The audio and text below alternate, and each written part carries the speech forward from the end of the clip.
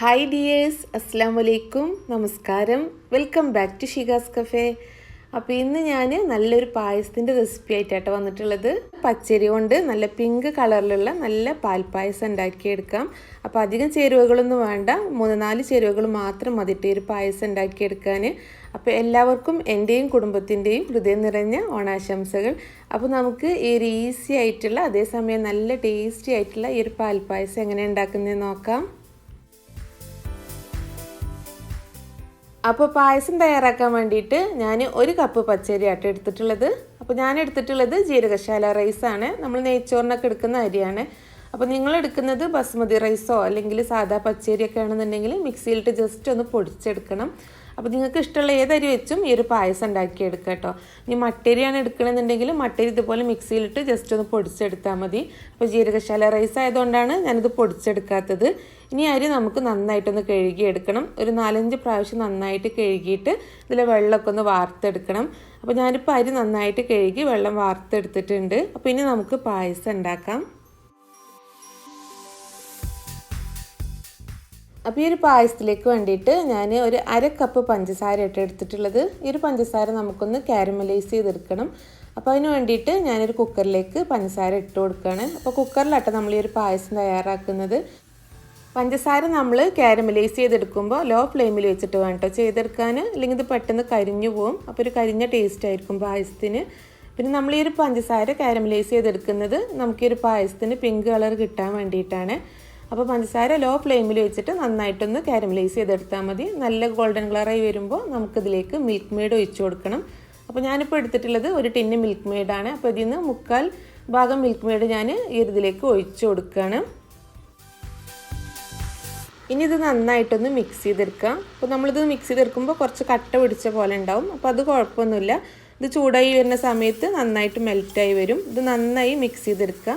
അപ്പോൾ നല്ലൊരു കളറായി കിട്ടും കേട്ടോ. നല്ലൊരു ടേസ്റ്റാണ് നമ്മൾ മിൽക്ക് മെയ്ഡും പഞ്ചസാരയും കൂടെ ഇതുപോലെ കാരമലൈസ് ചെയ്തെടുക്കുമ്പോൾ. ഇപ്പോൾ ഞാനിത് നന്നായി മിക്സ് ചെയ്തെടുത്തിട്ടുണ്ട്. അപ്പോൾ ഇത് കണ്ടില്ലേ, നല്ല കളറായി കിട്ടിയിട്ടുണ്ട് നമുക്ക്. അപ്പോൾ ഈ ഒരു കളർ വരുമ്പോഴുള്ളൂ കേട്ടോ നമ്മളെ പായസത്തിനും അത് നല്ലൊരു പിങ്ക് കളർ കിട്ടുള്ളൂ. ഇനി നമുക്കിതിലേക്ക് പാൽ ഒഴിച്ചു കൊടുക്കണം. അപ്പോൾ നമ്മൾ പാലെടുക്കുമ്പോൾ ഫുൾ ഫാറ്റുള്ള മിൽക്ക് തന്നെ എടുക്കുക. അപ്പോൾ ഞാൻ 2 ലിറ്റർ പാലാട്ടോ ഇതിലേക്ക് ഒഴിച്ചു കൊടുക്കുന്നത്. അപ്പോൾ ഈ ഒരു പാലും അരിയും നമ്മൾ ഒരുമിച്ചിട്ടാട്ടോ വേവിച്ചെടുക്കുന്നത്. അപ്പോൾ അതുകൊണ്ടാണ് ഫുൾ ഫാറ്റുള്ള മിൽക്ക് എടുക്കാൻ തന്നെ ശ്രദ്ധിക്കാൻ പറയുന്നത്. അപ്പോൾ ഞാനിതിലേക്ക് പാൽ ഒഴിച്ചു കൊടുക്കുകയാണ്. അപ്പോൾ 2 ലിറ്റർ പാലാട്ടോ നമുക്ക് ഇതിലേക്ക് ഒഴിച്ചു കൊടുക്കേണ്ടത്. പാൽ ഒഴിച്ചു കൊടുത്ത ശേഷം നന്നായിട്ടൊന്ന് മിക്സ് ചെയ്തെടുക്കുക. അപ്പോൾ ഈ ഒരു പഞ്ചസാരയും മിൽക്ക് മെയ്ഡൊക്കെ കുറച്ച് കട്ട പിടിച്ച പോലെ ഉണ്ടാവും. അപ്പോൾ ഈ ഒരു പാല് നന്നായിട്ട് ചൂടായിട്ട് വരുമ്പോൾ അതൊക്കെ മെൽറ്റായി വരും. അപ്പോൾ നമുക്കിനി ഹൈ ഫ്ലെയിമിലാക്കി വെക്കാം കേട്ടോ. പാല് നന്നായിട്ടൊന്ന് തിളച്ച് വരണം. പാല് തിളച്ച ശേഷം നമുക്കിതിലേക്ക് അരി ഇട്ട് കൊടുക്കാം. അപ്പോൾ നമ്മൾ പാല് കുറുക്കിയെടുക്കാതെ തന്നെ നമുക്ക് ആ ഒരു കളറിൽ തന്നെ നമുക്ക് ഒരു പായസം കിട്ടും. അപ്പോൾ നമ്മളിതുപോലെ കാരമലൈസ് ചെയ്തെടുക്കുന്നതുകൊണ്ടാട്ടോ നമുക്ക് ഈ ഒരു പായസം ഈ ഒരു കളറിൽ കിട്ടുന്നത്. നല്ല ടേസ്റ്റാണ് ഇതുപോലെ പായസം ഉണ്ടാക്കിയാൽ.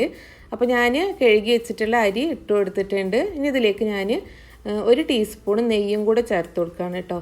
അപ്പോൾ നെയ്യ് ഇനി ലാസ്റ്റ് ചേർത്ത് കൊടുത്താലും കുഴപ്പമൊന്നുമില്ല. അപ്പോൾ ഞാൻ ആദ്യം ചേർത്ത് കൊടുക്കുകയാണ്. ഇനി ഇതെല്ലാതും കൂടെ നന്നായിട്ടൊന്ന് മിക്സ് ചെയ്തെടുക്കുക. ഇനി നമുക്ക് കുക്കർ അടച്ച് വെച്ചിട്ട് ലോ ഫ്ലെയിമിൽ വെച്ചിട്ട് ഒരു 15 മിനിറ്റ് വരെ നമുക്കൊന്ന് വേവിച്ചെടുക്കണം. കുക്കർ നമ്മൾ ലോ ഫ്ലെയിമിൽ വെച്ചിട്ട് തന്നെ വേവിച്ചെടുക്കണം കേട്ടോ. ഹൈ ഫ്ലെയിമിൽ വെക്കരുത്. അപ്പോൾ പെട്ടെന്ന് വിസിലടിച്ച് പാലൊക്കെ പുറത്ത് പോകും. അപ്പോൾ ഞാനിപ്പോൾ ലോ ഫ്ലെയിമിൽ വെച്ചിട്ട് ഒരു വിസിൽ വരുന്നത് വരെ വേവിച്ചെടുത്തിട്ടുള്ളത്. എനിക്ക് 15 മിനിറ്റാണ് ടൈം എടുത്തിട്ടുള്ളത്. അപ്പോൾ കുക്കറിൻ്റെ പ്രഷർ പോയ ശേഷമാണ് ഇത് തുറക്കുന്നത്. അപ്പോൾ ഇതാ നമ്മളെ പായസം റെഡി ആയിട്ടുണ്ട്. അപ്പോൾ ഞാൻ ഇതിൻ്റെ ടേസ്റ്റ് ഒന്ന് നോക്കട്ടെ. അപ്പോൾ ഇതിൻ്റെ കൺസിസ്റ്റൻസി ഒക്കെ കറക്റ്റാണ് കേട്ടോ. അപ്പോൾ അരിയൊക്കെ പാകത്തിന് കുക്കായി വന്നിട്ടുണ്ട്. അപ്പോൾ ഇതിൽ മധുരം കുറച്ച് കുറവാണ്. അപ്പോൾ ഞാൻ ബാക്കിയുള്ള മിൽക്ക് മെയ്ഡും കൂടെ ഒഴിച്ചു കൊടുത്തിട്ടുണ്ട്. അപ്പോൾ മധുരമൊക്കെ നിങ്ങളെ ഇഷ്ടത്തിനനുസരിച്ച് ചേർത്ത് കൊടുക്കാം. അപ്പോൾ നിങ്ങൾക്ക് വേണമെന്നുണ്ടെങ്കിൽ ഒരു ടിന്ന് മിൽക്ക് മെയ്ഡ് തന്നെ പഞ്ചസാര കാരമലൈസ് ചെയ്തതിലേക്ക് ഒഴിച്ചു കൊടുക്കാം കേട്ടോ. ഇനി ഒരു മധുരം ബാലൻസ് ചെയ്യാൻ വേണ്ടിയിട്ട് ഒരു നുള്ളു ഉപ്പും കൂടെ ചേർത്ത് കൊടുക്കുകയാണ്. എന്നിട്ട് നന്നായിട്ടൊന്ന് മിക്സ് ചെയ്തെടുക്കാം. പിന്നെ ഞാൻ ഈ പായസത്തിലേക്ക് അണ്ടിപ്പരിപ്പും മുന്തിരിയൊന്നും നെയ്യിൽ വറുത്തിടുന്നില്ല. അതല്ലാതെ തന്നെ കഴിക്കാനായിട്ട് ടേസ്റ്റ്. അതുപോലെ ഏലക്കാപ്പൊടിയും ചേർക്കണില്ല. ഏലക്കാപ്പൊടിയും ചേർക്കുമ്പോൾ ഈ ഒരു പായസത്തിൻ്റെ ടേസ്റ്റ് മാറും കേട്ടോ. അപ്പോൾ നമുക്ക് എളുപ്പത്തിൽ തയ്യാറാക്കി എടുക്കാൻ പറ്റുന്ന നല്ല ടേസ്റ്റി ആയിട്ടുള്ള പാൽപ്പായസമാണ്. അപ്പോൾ 1 കപ്പ് പച്ചരി കൊണ്ട് നമുക്ക് ഒരു 20 പേർക്കുള്ള പായസം ഉണ്ടാക്കിയെടുക്കാം കേട്ടോ. അപ്പോൾ നിങ്ങൾ എല്ലാവരും ഈ റെസിപ്പി ഒന്ന് ട്രൈ ചെയ്ത് നോക്കണം. നിങ്ങൾക്ക് ഇഷ്ടമാണെന്നുണ്ടെങ്കിൽ നിങ്ങളുടെ ഫ്രണ്ട്സിനും റിലേറ്റീവ്സിനൊക്കെ ഒന്ന് ഷെയർ ചെയ്ത് കൊടുക്കുക. അപ്പോൾ നിങ്ങൾ ഉണ്ടാക്കി നോക്കുന്ന സമയത്ത് ഫീഡ്ബാക്ക്സ് കമൻറ്റിലൂടെ അറിയിക്കാൻ മറക്കരുത്. അതുപോലെ ഷികാസ് കഫേ ചാനൽ ഇതുവരെ സബ്സ്ക്രൈബ് ചെയ്യാത്തവരുണ്ടെങ്കിൽ സബ്സ്ക്രൈബ് ചെയ്യാനും കൂടെ മറക്കരുത്.